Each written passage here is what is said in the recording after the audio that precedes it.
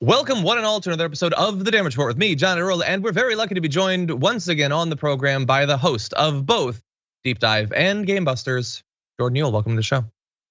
John, thank you for having me. Great to have you here, especially in this week where we have not only these high-profile hearings about gun violence. They're technically about gun violence. A lot of it in practice is about prayers and doors and video games and all of that, but and now we're on the day where we're launching into the January 6th hearings. They're gonna shake everything up. It's gonna throw Trump and his inner circle into the slammer, and we're never gonna have to go to that dark place as a nation again. Isn't it exciting to join me in these times? Yeah, what a great week. I'm feeling inspired. Yeah, me too.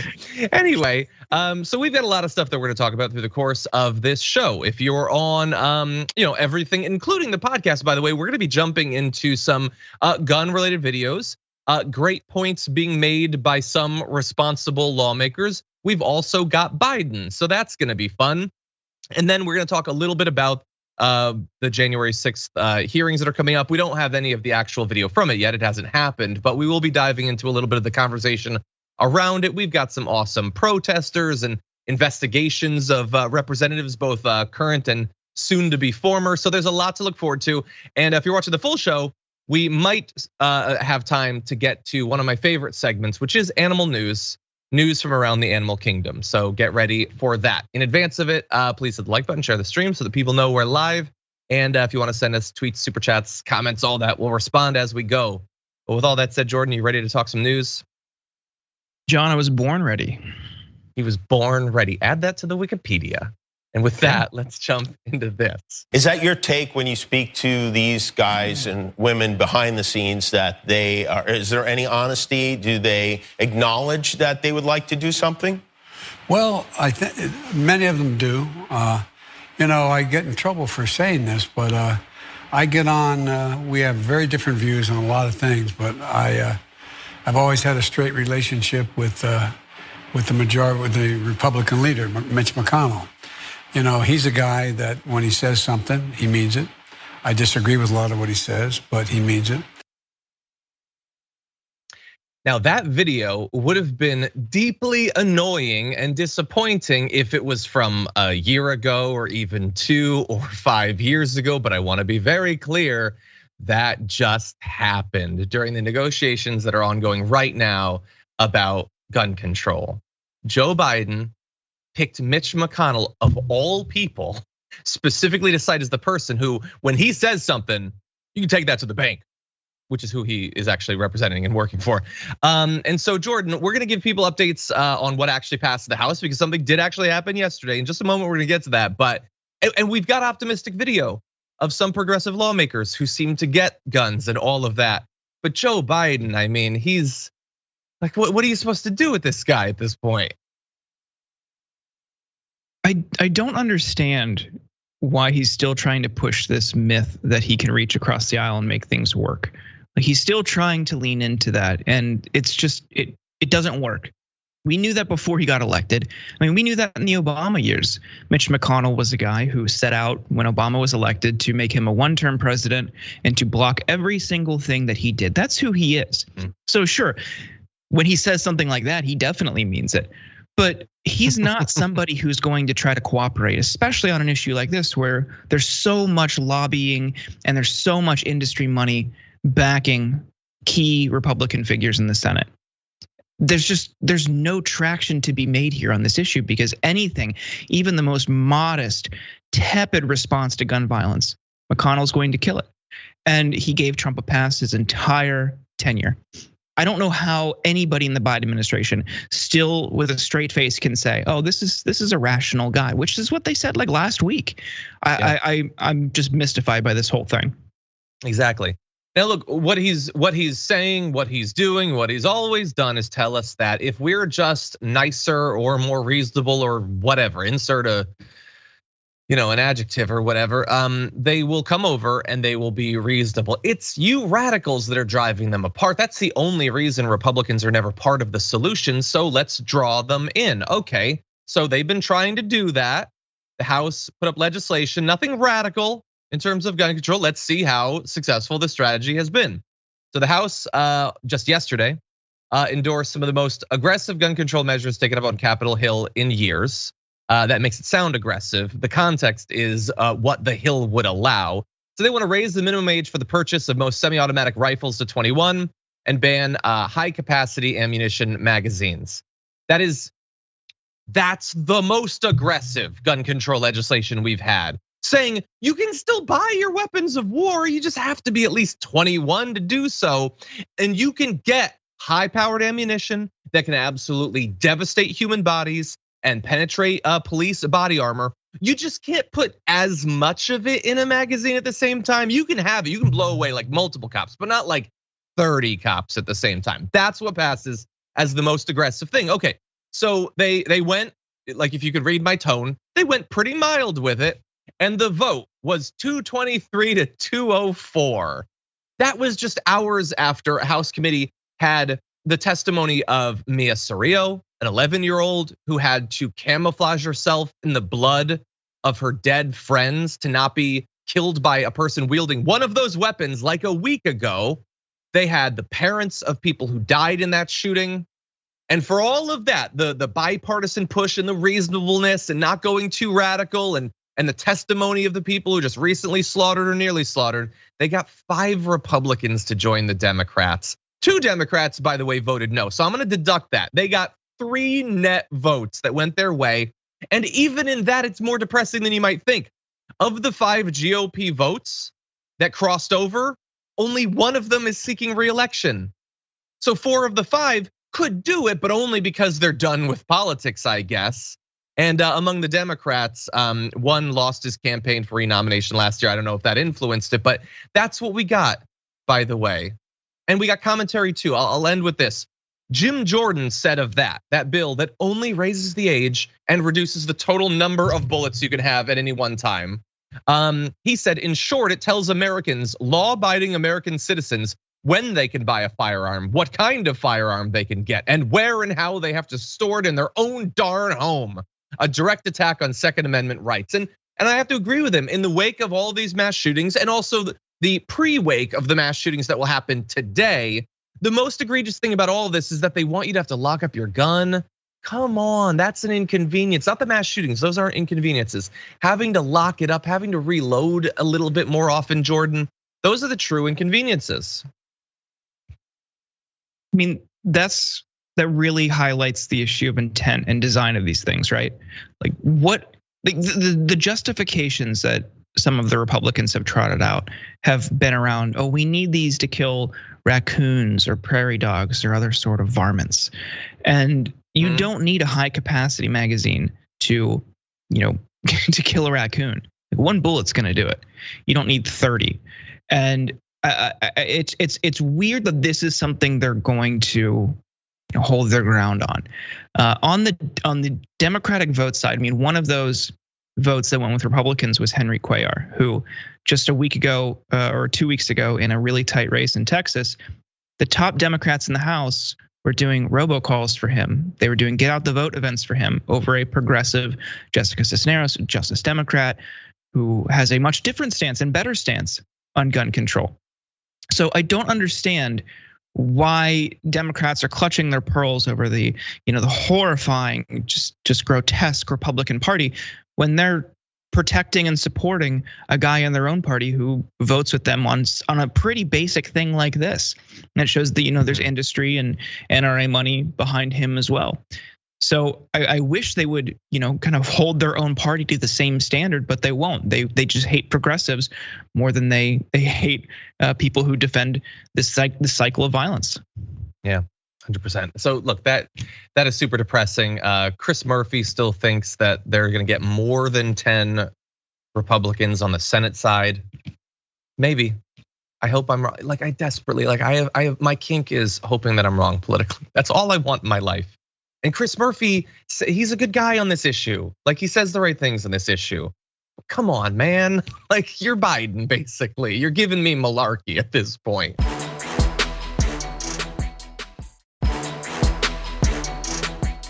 Okay, let's turn now to some who seem to get it and can communicate a little bit more forcefully about this issue. Let's jump into Katie Porter. From 2015 to 2020, there were at least 2,070 unintentional shootings by children. 765 of those children died. A consumer product that causes this much harm to the public would normally be subject to a recall. But federal law prohibits the Consumer Product Safety Commission, the agency responsible for protecting the public from dangerous products, from regulating guns. This is absurd. After one child died using a Peloton treadmill last year, the Consumer Product Safety Commission intervened and recalled the product. But when hundreds of children die using guns, there is no federal response. There is no federal safety standard for guns. Even though 40,000 Americans hurt or kill themselves or other people in hundreds of accidents every year. Instead of regulating guns like any other consumer product, federal law protects gun manufacturers. A teenager can watch a video online and learn how to modify a rifle to make it more deadly. And the gun industry avoids any liability if that teenager uses that modified rifle to fire repeatedly and rapidly at innocent people, even though their products could be designed to prevent unsafe modifications. 100%. Katie Porter makes all the sense in the world there. And I love that she's focusing on this from the point of view of these are products that the right wants to say, we're trying to infringe too much on them. No, what she is pointing out is they, among all products in the country of every sort that you can imagine, have this special carve out where there can be no expectations that they're anything other than deadly at the drop of a pin. At any given second, they are deadly. We did a story on the show just yesterday where a 2-year-old came across a handgun and accidentally shot and killed his father. A 2-year-old could pull back the trigger on that gun. That is a choice that was made by the gun manufacturers. You think it's not impossible to make it require more force or to make it impossible? If you can make pill bottles that 2-year-olds can't open, you think they couldn't secure a trigger in the same way? No, they've chosen not to, and you can't sue them based on the fact that their weapons are so deficient that 2-year-olds can operate them because of this special carve out. Now she is going to give a specific example of how this works in practice and what comes as a result of it in this video. I want to give an example. In 2001, a 13-year-old boy named Billy accidentally shot his father's handgun and killed his friend Josh. Billy mistakenly thought the gun was unloaded because he had removed the gun's magazine. Josh's family sued the gun manufacturer for failing to warn Billy and other consumers that their product could be fired without a magazine. It's a simple case. It should have been decided by a jury, as is provided under the Constitution. Instead, because of the gun industry's immunity, the gun manufacturer was able to dismiss the case without a trial. If a pharmaceutical company failed to warn customers about the known risks of one of their drugs, they could face thousands of lawsuits. But we allow the gun industry to sell weapons without taking any precautions to protect children and families from fatal accidents. This is what they can get away with. Very reasonable things to assume about a gun are not true and don't have to be true. And if it results in someone's death, they can't be held liable for it, Jordan. It's an amazing system that they've set up in their defense. I can't believe this is even a structure that we willingly live within, because no other country has this. And you look at some of the other things that have been banned. She's talking from a consumer safety standpoint, which I think is a good argument because it gets away from the Second Amendment framework. And you just think about it as a consumer product, which it is, how different it is than any other product. The treadmill I thought was a really good example. You know, the most famous example is lawn darts. People love to point out how lawn darts were immediately banned, metal tipped. And some of the other things I was looking up recently are just like almost kind of funny. A Cabbage Patch Kid doll that would like eat fake food. It got recalled because it was, eating people's hair. The Kinder Surprise eggs, kids were choking on those. But also look at like furniture that tips over. And one of the things I think recently that has been might appeal to you and your audience. Do you remember the Grand Theft Auto San Andreas game? I do. They had a meltdown over that because of the hot coffee mode. I don't know what you're talking about. I've never watched that. But like, it was a game meant for adults, and they were horrified that a kid could access some like really low rendered, virtual sex scene in the game. And immediately swift action as soon as they found out that was in the game, because potentially it could harm kids in some way. But kids can get mutilated by a weapon of war and suddenly their hands are tied. They don't care. And that it just boggles my mind that we willingly live in this society. Yeah, and look, you're right to point out all of the times, as Katie Porter is, where we discovered that something could be dangerous and quickly regulated the whole thing. Recalls of millions of cars or millions of strollers because something has been shown to be dangerous. But let's talk about things that just aren't. I'm actually not even sure of the laws in the state that you're in. Are you allowed to buy marijuana? I don't smoke. I think so. Okay. Well, many of the people watching in states across America can't. There didn't have to be any leap into action because people died from marijuana. There was no death. You can't do it. It's inherently too dangerous to smoke marijuana. It's totally banned in many states. That is inherently too dangerous. But AR-15s are inherently so important that it doesn't matter that they're dangerous. You can't even regulate them. They're not even trying to ban them in the House. They're literally just saying you should be 21. When you turn 21 in these states, you can't smoke marijuana. You could be a 60-year-old Vietnam vet who was firing machine guns off the side of a helicopter. You're not responsible enough in the eyes of these Republicans to be able to smoke a particular plant. There are other plants that you're allowed to smoke. You can't smoke this plant because it's inherently too dangerous. We live in an insane country ruled by madmen and women. That's what we do here in America.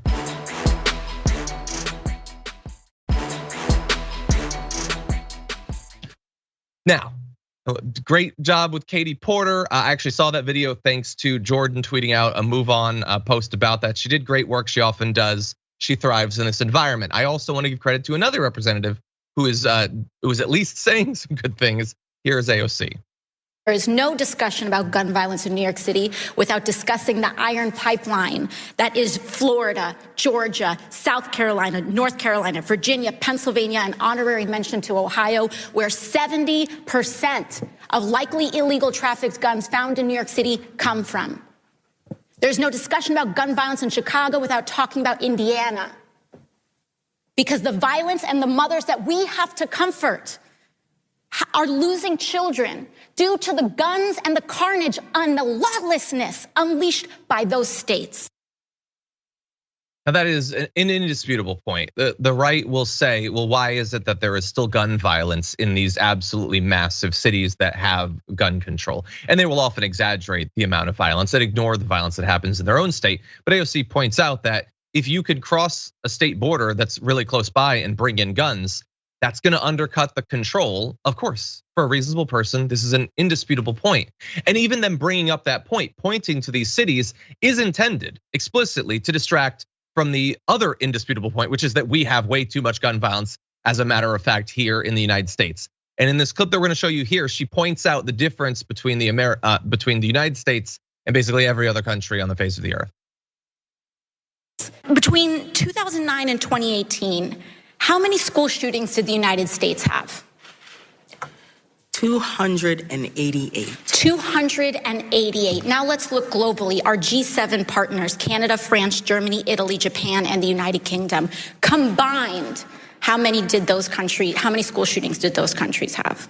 50 times more. In almost 10 years. 288 versus 5. This is not normal. 100%. Again, and look, all of what we've seen from right-wing politicians and media since Uvalde and before, because of course we have mass shootings and we have school shootings just constantly, is just designed to distract from the fact that we have the shootings and other countries don't. And they will continually point to variables that we should shift that they don't, like this, they have the same thing over there. Like it cannot be video games when other places have video games. Grand Theft Auto can't have caused it when people play Grand Theft Auto in every country across the face of the earth. They have porn everywhere. They have fatherlessness, as we'll get to with Louie Gohmert. They have all of these things in every state. The one thing they don't have in every other state around the world is a massive amount of easy to attain at the drop of a hat assault rifles. Jordan, what do you think? That's it. We are an embarrassment in the rest of the world. They look at us like, what? Why are you letting this happen? As I'm sure you do, I have friends that live in other countries. And when this topic comes up, they're just blown away. Well, with so many issues about the United States, they're just so, why are we willingly let this happen? Between healthcare, gun violence, even just like military recruiting in schools. That's another thing that they just like can't comprehend, that we let military recruiters into high schools. Just across the board, we're just like, we're an outlier. And Republicans have done a really good job convincing people that this uniqueness is what makes us great, when really it's what makes America so awful. A better world is possible. It's going to take a lot of people to fight and put in time and hard work and realize that there's going to be a lot of losses along the way, but it doesn't have to be like this. And I'd like to think that eventually common sense will prevail. There's some really common sense measures that we could implement that would help mitigate the problem, not completely eradicate it, but mitigate it, that we could do right now. But it's frustrating to see the influence that money has in our system that prevents that from happening. 100%. Yeah, there's totally things we could do, and we don't have to. This is not like, okay, we have to invent a warp drive in the next year. Everybody rack your brains, come up with something. We could emulate all of these other countries. People in the chat are pointing out how little gun violence there is in Tokyo, this massive city, tons of people, little violence. If you were to believe someone like a Lauren Boebert or a Marjorie Greene, the fact that there's strict gun control in Tokyo is irrelevant, because you can just get a gun. Gun control only limits what law-abiding people do, not the criminals. So it's a gun-free zone. So why aren't all the prospective criminals just conjuring up assault rifles? It's easy to do according to them. The gun control has no effect on it. You just have a gun because you want a gun. Police in UK, like maybe not in this day and age, but up until recently didn't carry guns. Why is it that they weren't just being mowed down by all of these London criminals that can just snap their fingers and they've got a shotgun or whatever? Why is it that those things that the right wing would say is true never prove to be true? Why can't we learn from the rest of the world? It makes no sense. Or I have one theory of why we can't learn. It's because we're ruled by people like you'll see in this video. Democrats, we were told in debate last week, don't want to hear any more about social media, violent video games, Hollywood, mental illness, and they sure don't want to hear any more about prayers. They're disgusted hearing about prayers. Don't want to hear any more about fatherlessness, drug use. Look, maybe if we heard more prayers from leaders of this country instead of taking God's name in vain, we wouldn't have the mass killings like we didn't have before prayer was eliminated from school.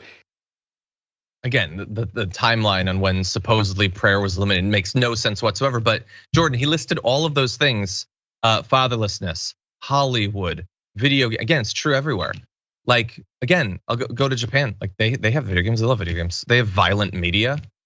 I saw a show once from Japan where a guy was able to summon a literal spirit bomb, and he could make a beam of light with his hands and it could scour away the landscape. And they watch that stuff even as kids. They let their kids watch that violent media, and then the kids don't kill tons of people. Why is it when they have that sort of, they have these pocket monsters that they cage and then they throw out, and then they conjure lightning and plants and water spurts and all this violent stuff, and they delight in the violence, and it doesn't result in the school shootings? Why is that?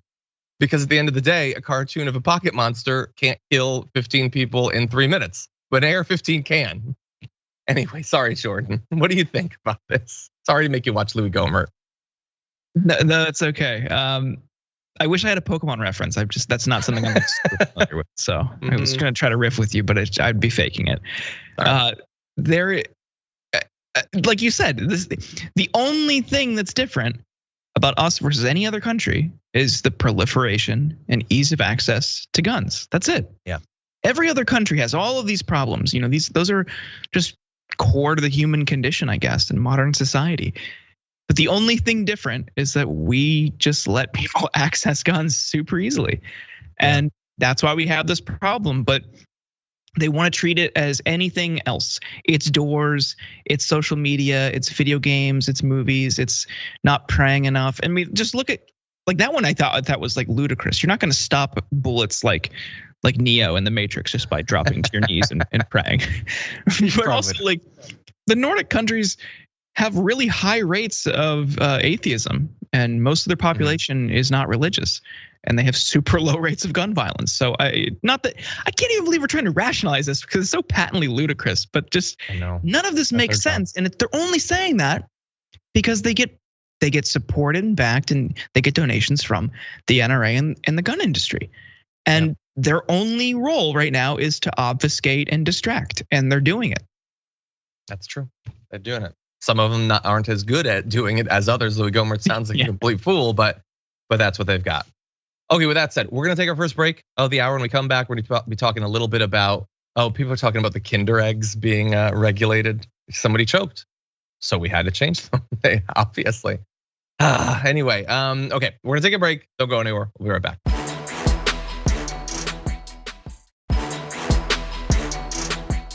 Matt Gaetz was a guest on Marjorie Greene's MTG Live show, which she does what feels like every day. And they started talking about the January 6th hearings, which are about to start actually today while we're filming this. And here is the direction they decided to take that conversation on when talking about Adam Schiff in particular. Is he your least favorite member? I have He's a lot mine. I'm on record. He's at the top for me. I would rather give Nancy Pelosi a sponge bath than endure like one dinner That's with disgusting. Adam Schiff. Totally, but just to bring this into Technicolor for you, okay? Like a lot of people would say maybe Pelosi is their least favorite member. No way. But Schiff would you is like trim her utterly toenails? the most. Would you trim her toenails? I would trim her toenails with my teeth before I would go to dinner with Adam Kinzinger. That's really impressive. Or Adam Schiff, I should say. So here's how I feel. Okay, so I just want to be clear in case maybe you haven't been paying attention to politics or whatever, you're outside the US, I don't know. That was a congressman talking to a congresswoman about the hearings that are about to go on looking into an insurrection, an attempt to overturn democracy, which both of them supported. And they were talking about sponge baths with Nancy Pelosi, I think, and his willingness to trim, I don't know, one of their toenails with his teeth. He was prompted by Congresswoman Greene about whether he would trim the Speaker of the House's toenails. Should we just end things, Jordan? Like, I don't mean us personally, but I mean like as a nation, as a society, as a culture. I don't know if this is the lowest point we'll reach. I'm sure they'll find something lower, but I think we should wrap this thing up. I think we've gone about as far as a culture as we can. I just wish him the best. Good luck. I hope you can. I hope that happens for you, Matt.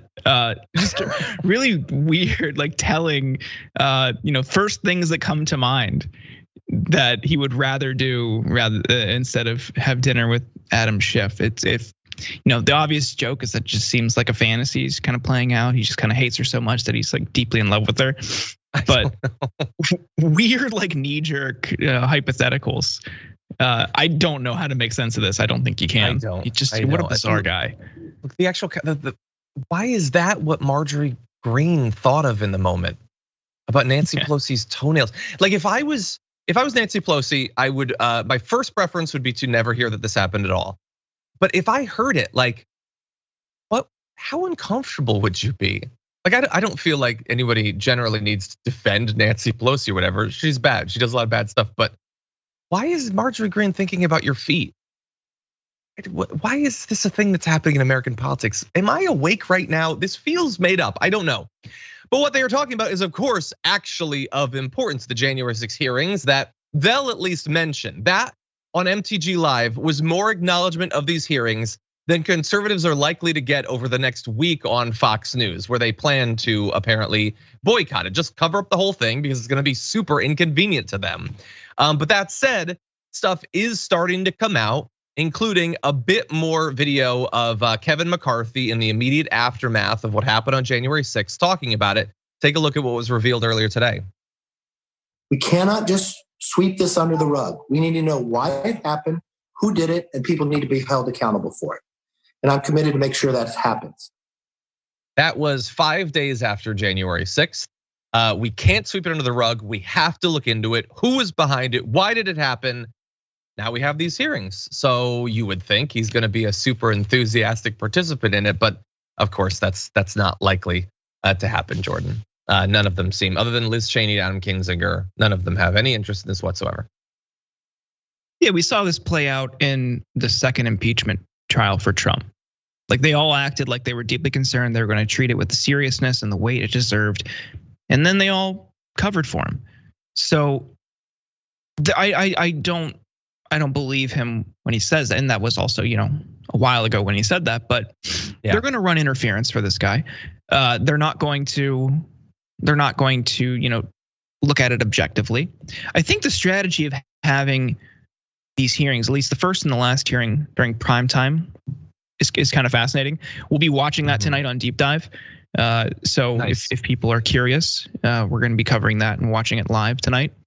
I don't think though that Republicans are confident about this. There's a ton of reports already out there that the Trump world does not really know how to handle it.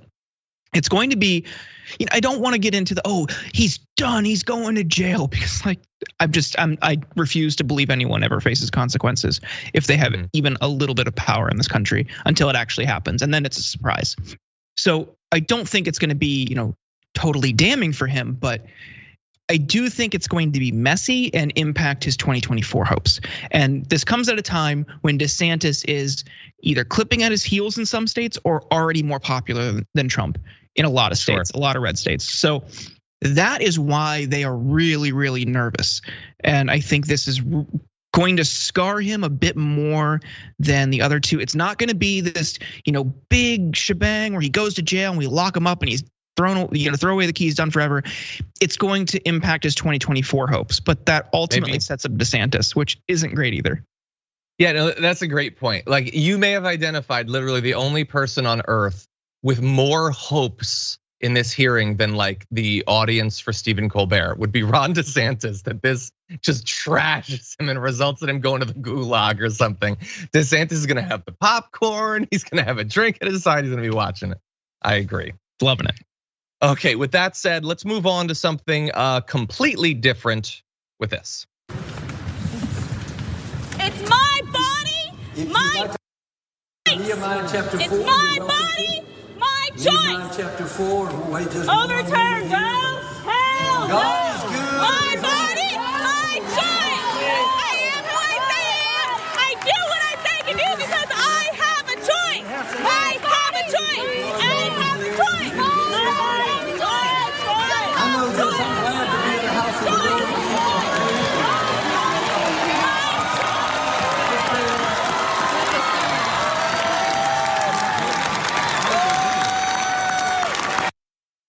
So those were protesters protesting about the impending destruction of Roe v. Wade. They chose to do it at Joel Osteen's church with what looked like at least hundreds and hundreds and hundreds, if not thousands, of people there in attendance. And they didn't go fully topless as they have in some other protests. There, they were just in underwear.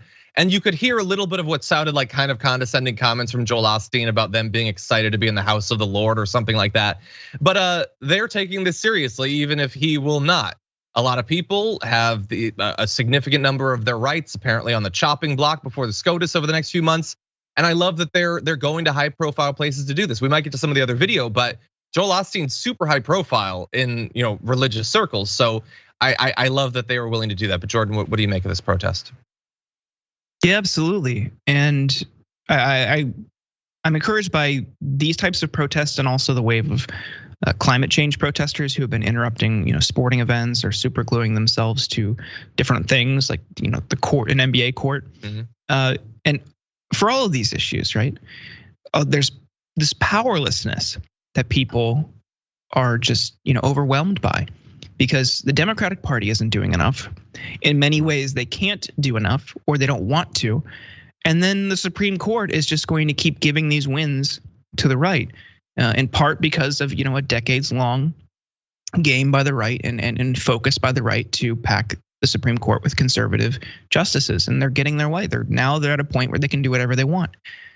And this is, I think, tame to what people will start to resort to if things continue to get worse and worse, and you continue to deprive people of their rights or strip their rights. If you continue to let existential crises fester and get worse, they should be thankful that there is a non-violent civil disobedience in a church or at an NBA game. Exactly, which is what I advocate for. That's what I want. That's what I want politics to be. The other side, of course, they want to normalize far more violent responses, and seem to be gleefully taking us down that path. In any event, I want to credit. I believe it's one of the videos from one of the women from that video said, "I know it seems really outrageous to do it in a church, in a private space. However, the people who are enforcing these laws have no qualms coming up to women in private spaces, such as doctors' offices and medical clinics, to harass them and call them murderers." I totally agree.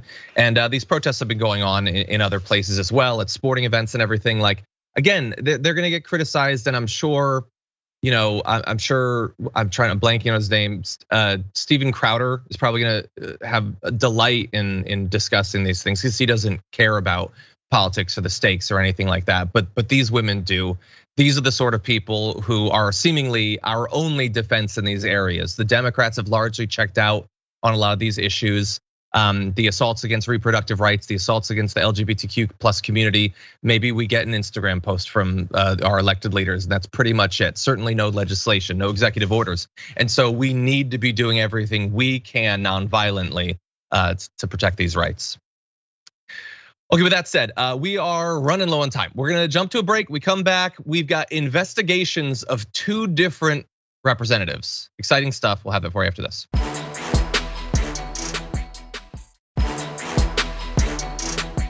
Insider has done an amazing job over the past couple of years of profiling the financial improprieties of members of Congress, where they refuse to abide by even the very limited disclosure requirements for their investments. Maybe hiding nothing, maybe hiding shady activity or even illegal activity.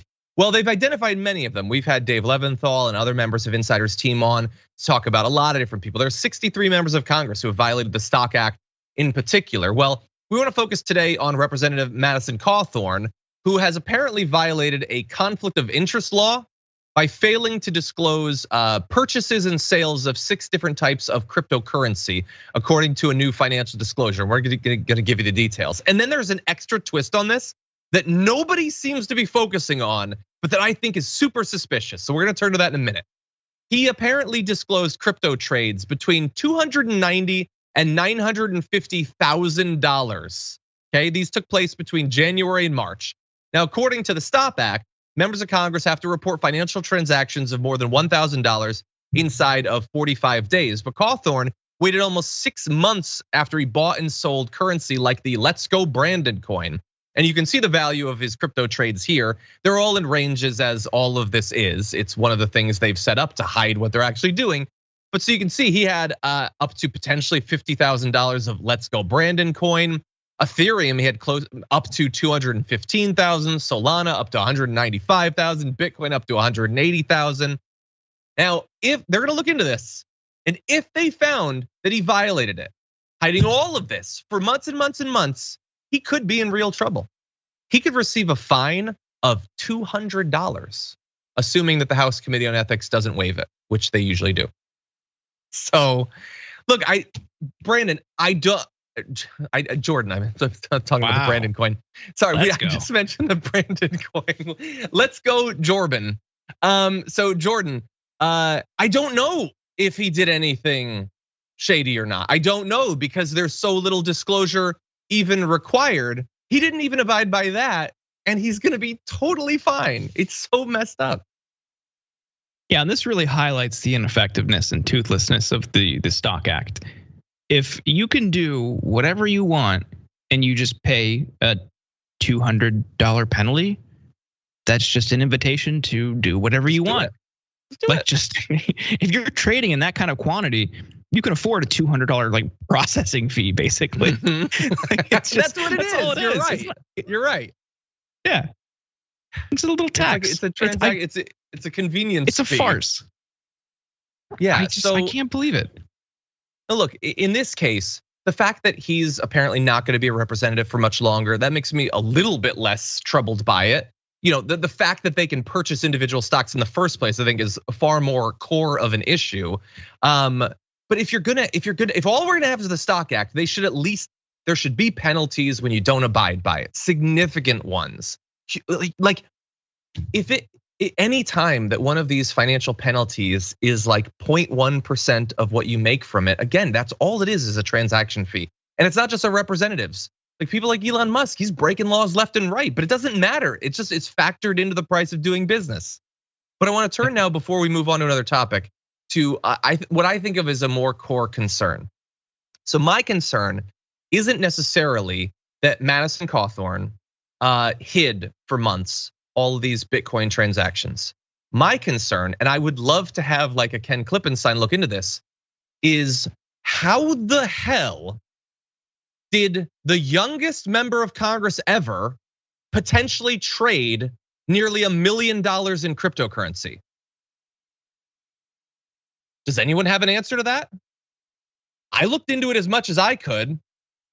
His resume going into his congressional run, he'd worked at Chick-fil-A. He was a part-time worker at a congressional office. He did a single semester of college, and they had a reference to fledgling work as a real estate investor. So I thought, oh, okay, well, maybe that's what it is. Maybe the real estate thing. No, well, he was the owner and CEO of SPQR Holdings. That's a real estate investment firm. It was started in August 2019. It reported no income. He's its only employee. And apparently, as of August 2020, it had been involved in only one real estate transaction, a $20,000 transaction, a foreclosure auction. How did he get hundreds and hundreds of thousands of dollars of cryptocurrency?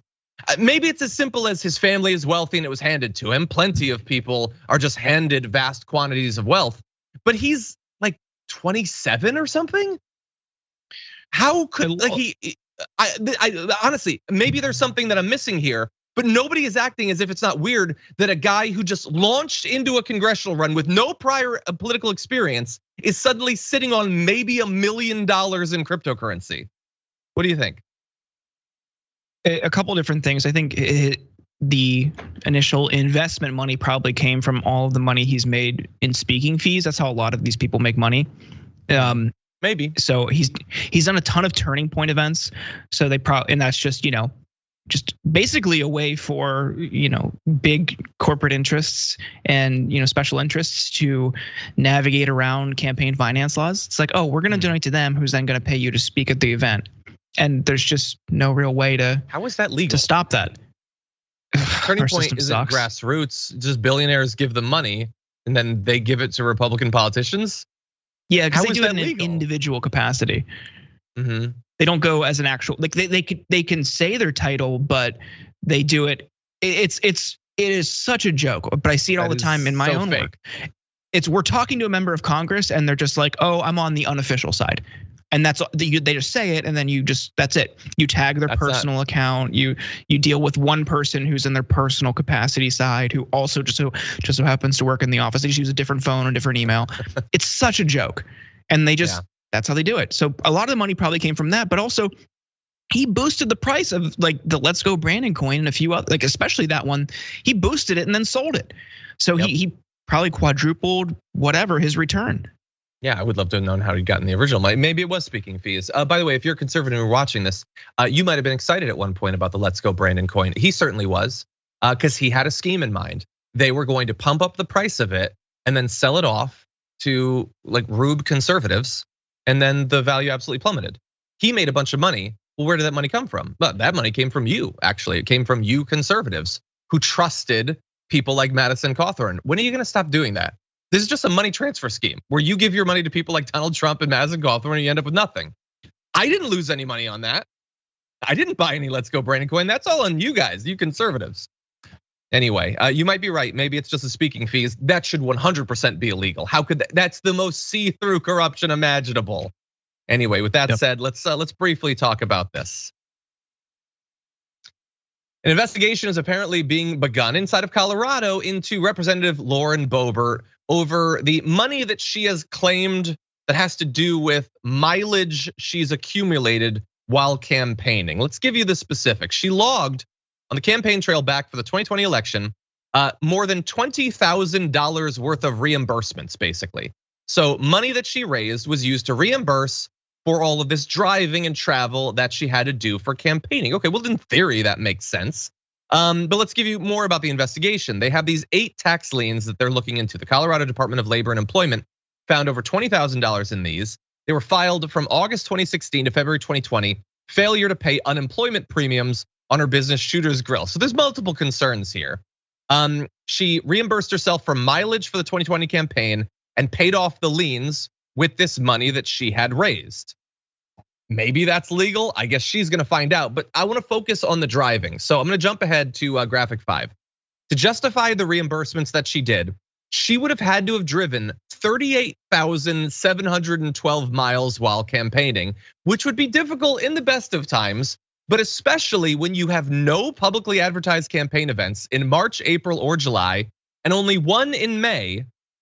That's really difficult to conceive of how she could have driven around the earth multiple times. So I think she's just really bad at the corruption, Jordan. I think that she thought she could get away with it, and in the end, maybe she will. It seems like she made some of her financial problems go away by inventing fake reimbursements that are needed. I don't know. What do you think? I mean, maybe she got lost. We don't know. Maybe she was driving and got lost, and she's just kind of stubborn, didn't want to ask her directions. No, I know where I'm going. I know where I'm going. It's just like, it's so blatant. Like the mileage quantity is so blatant. It's just like, oh, it's very clear what you're doing. So I'm just going to assume that the penalty is going to be like a $300 fine. Probably. I don't know what they could end up being. She's a member of Congress, so I guess there's no penalties. Look, in the past, there sometimes were, like Duke Cunningham. That was a corruption scandal. Wasn't there the guy who had like a bag of money handed under a bathroom stall or something? Like those idiots needed to be just 2% more subtle, and they would have gotten away with literally all of it, because this is insane. There's no justification for those reimbursements. She wasn't even campaigning, let alone campaigning literally to the moon and back. Anyway, any final thoughts about the corruption that we've learned to tolerate? It's frustrating that we see this stuff happen, and the only thing we can do is just kind of shake our heads and laugh, because we all know there's just no accountability for everyone in power, and just our system is just slowly getting more and more and more corrupt, and blatantly so, and nobody in Congress wants to do anything because it's all a system they want to enrich themselves 100%. Through as well. We're coming up against the end of our hour, which is unfortunately a hard out. If you are watching on, if you're listening to the podcast, watching one of the linear platforms, thank you so much for watching. We really do appreciate it. On our other platforms, we do have more to get to, so don't go anywhere.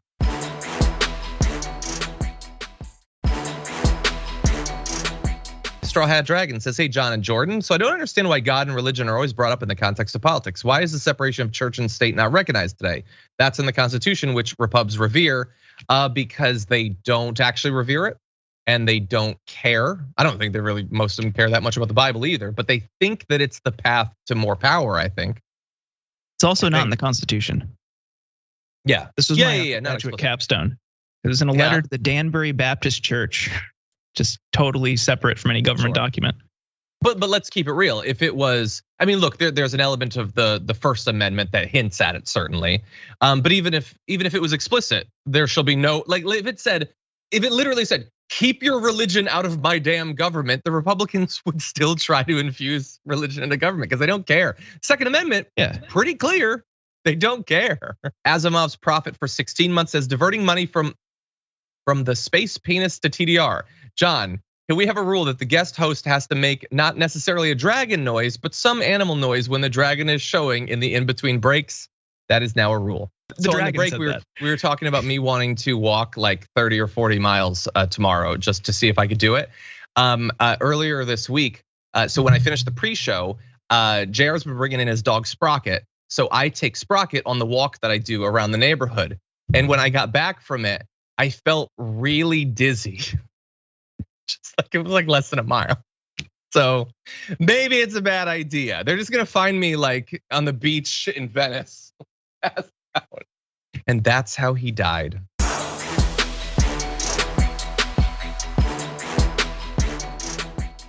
Thanks for listening to the full episode of The Damage Report. Support our work, listen ad-free, access members-only bonus content, and more by subscribing to Apple Podcasts at apple.co/TYT. I'm your host, Johnny DeRolla. I'll see you soon.